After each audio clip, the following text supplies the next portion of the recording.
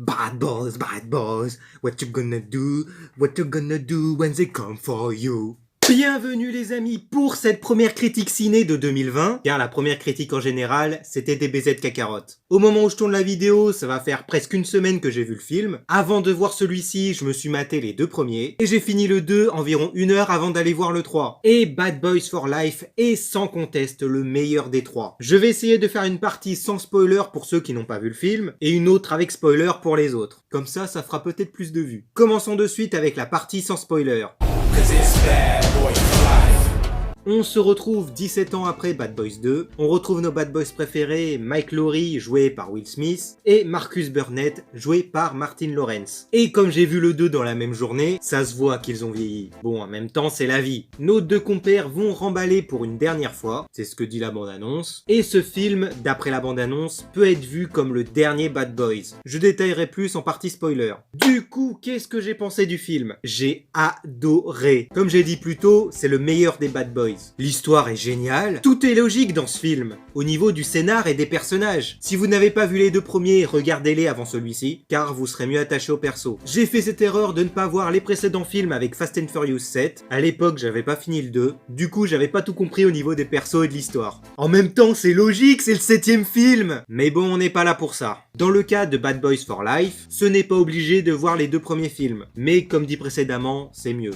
Car vous ne vous sentirez pas pareil devant le film. Vous aurez normalement les mêmes sensations mais moins fortes. Mais je détaillerai tout ça en partie spoiler. Franchement, tout dans ce film est génial. Il est loin d'être mauvais. Les scènes d'action sont géniales. Je l'ai déjà dit, mais l'histoire est géniale. Quand tu connais les persos, c'est la suite logique. Surtout pour Marcus qui veut prendre sa retraite et Mike qui veut continuer. Et dans le film, ils le disent eux-mêmes qu'ils ont vieilli. J'ai l'impression que ce film est un peu une critique de certains reboots et suites. Mais là, ils étaient pas obligés de faire une suite. Mais avec ce qu'ils nous ont fait, heureusement qu'elle existe. Malheureusement, moi je ne suis pas de l'époque Bad Boys à part pour le 2 qui est sorti en 2003, mais quand tu les regardes maintenant, c'est très bien. Et peut-être que ceux qui ont vu le premier Bad Boys au cinéma en 95 auront sans doute la nostalgie. Franchement, pas déçu de ce film. Et je pense que je vais m'acheter les 3 films en Blu-ray quand j'aurai de la thune. Sur ce, la partie sans spoiler est terminée. Si vous avez pas vu le film, allez le voir. Et regardez les 2 autres avant, je vous le conseille fortement. Pour ceux qui partent, n'hésitez pas à vous abonner, à liker, activer la cloche et partager la vidéo, à aller voir mes réseaux sociaux en description. Venez me soutenir sur Tipeee et Utip pour que je gagne un peu d'argent, et revenez plus tard quand vous aurez vu le film. Et pour les autres, on rentre dans la partie spoiler.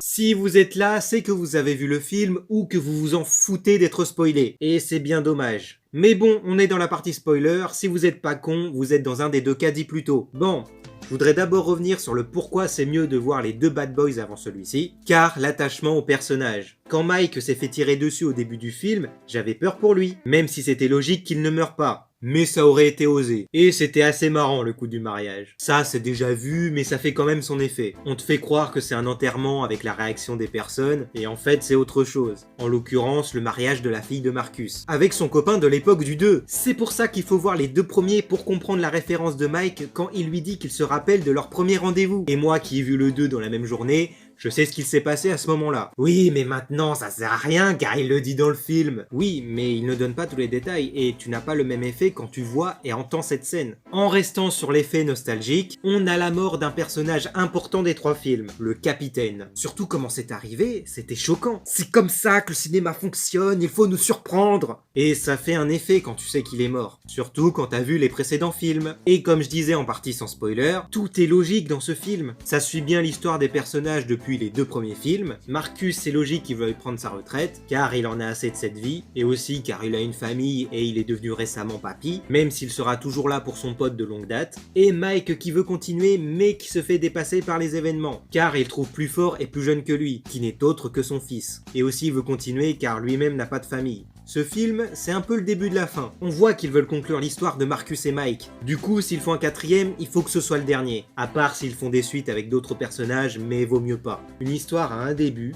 et une fin. Faut pas que ça aille trop loin. On voit ce que ça donne avec certaines licences.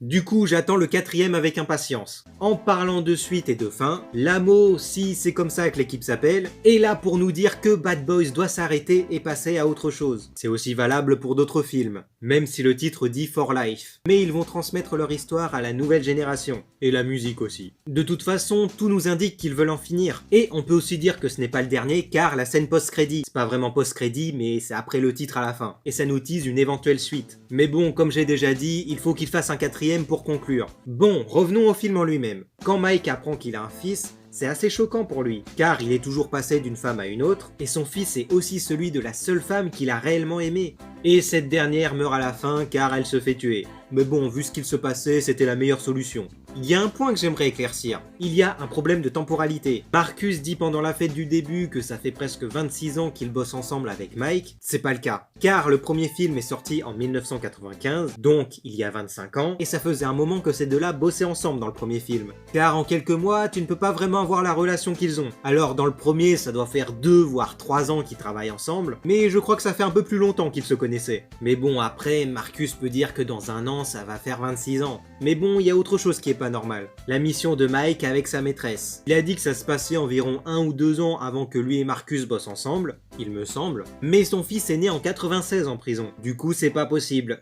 Car s'ils ont couché ensemble, c'était en 93-94. Et il est né 2 ans plus tard, ce qui est impossible. À moins qu'il s'est passé la même chose que dans One Piece.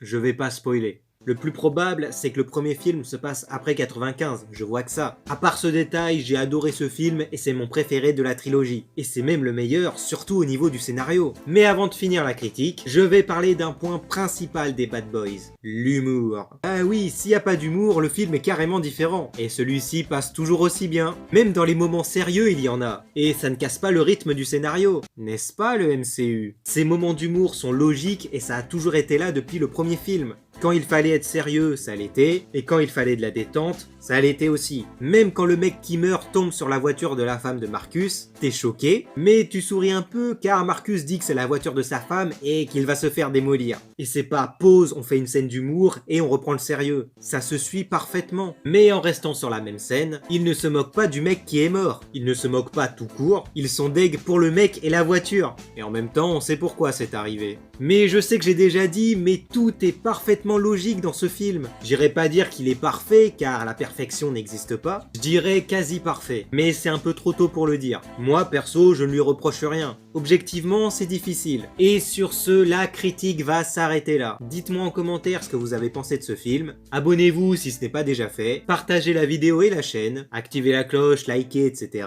Tipeee, Utip, Instagram et Twitter en description. Normalement, ma chaîne secondaire aussi. Et sur ce, je vous dis à la prochaine. Et on n'oublie pas que le cinéma, c'est la vie. Allez, salut!